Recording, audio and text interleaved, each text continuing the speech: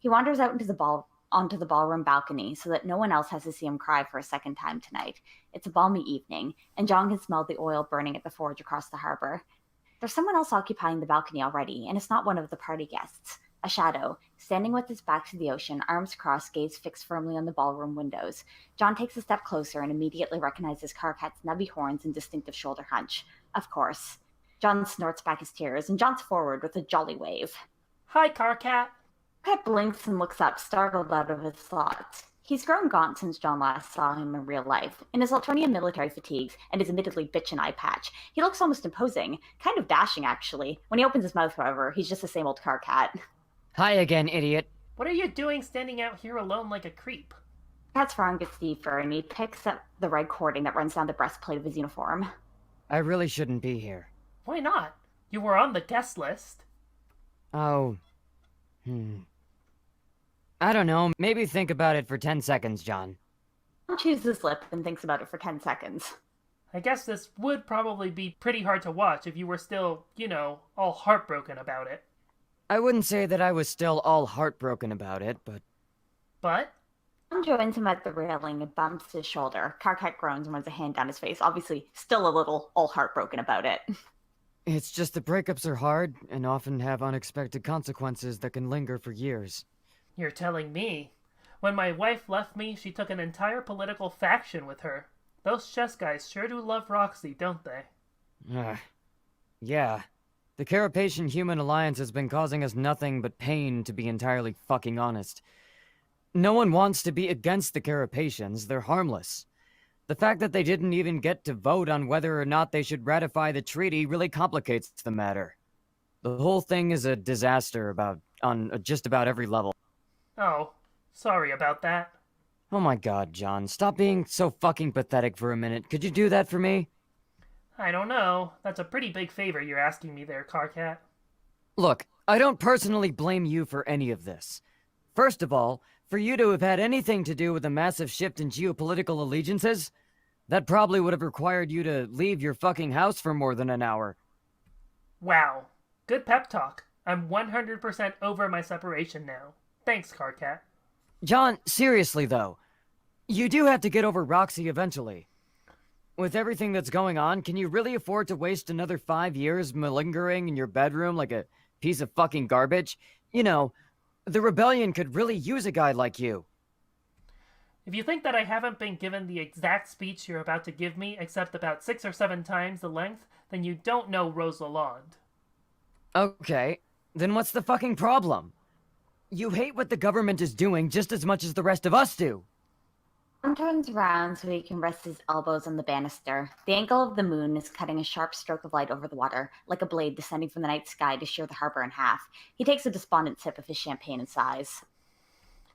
I don't know. It doesn't seem responsible, really, to dedicate my life to something so important when I'm in a place where I can't even find the energy to think about getting out of bed in the morning is important. In fact, it seems like it would be a pretty fucking selfish thing to do. What if I get distracted because I'm sad? What if I fuck up by staring too tragically into the distance on an important mission and I get killed in a stupid way? John, aren't you technically immortal specifically in cases of getting killed in a stupid way? Yeah, but you aren't, and neither are most of your followers. Karkat's expression turns hard, regretful. It's a frown made of granite, or some other manly kind of rock that chips easily when dropped. His one eye is glinting bright gold, reflecting the light from the party. He opens his mouth to say something, but is distracted by movement from inside the ballroom. Oh shit. Here comes Dave. I have to get the fuck out of here. Fumbles with something at his wrist and pops out a grappling line. With unexpected smoothness, he hitches it over the edge of the balcony and leaps the railing in a single elegant bound. John watches him rappel down the cliffside until he disappears beneath the precipice shadows. Wow, Karkat grew up to be kind of cool. Who would have guessed? No, Don, don't do it.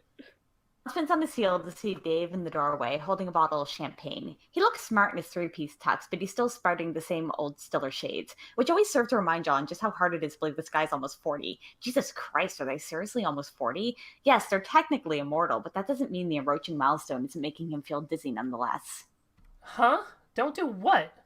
Oh, you looked pretty bummed when you left the reception, and then I find you staring at the ocean like you just snorted 6 lines of powdered midlife crisis off the bathroom counter. So I guess the joke was like, haha, don't literally commit suicide at my wedding, dude. Lol. Not to commit suicide at my fucking wedding is pretty obvious, but in retrospect, I guess it's not that funny. But seriously, John, don't kill yourself. I wasn't going to kill myself.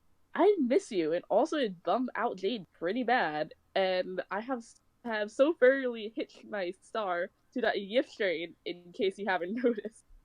Yift train? Yeah, man, you see, she... I don't want to know. Anyway, I was just, Besides, it's probably better not to mention what he was actually doing, and definitely not to mention who just rappelled off the balcony with alarming stealth and grace. appreciating how pretty the view is.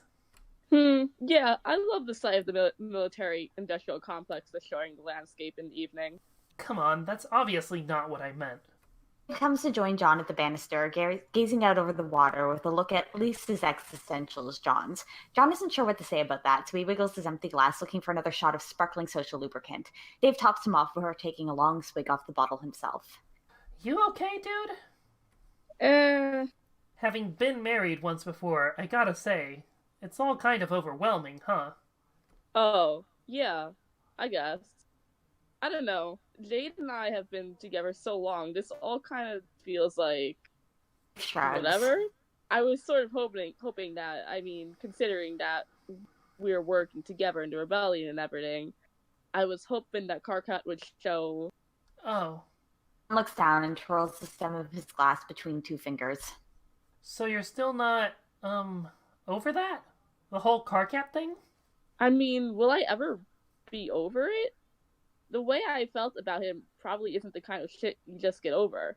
You just sort of live with it, no matter how it turns out.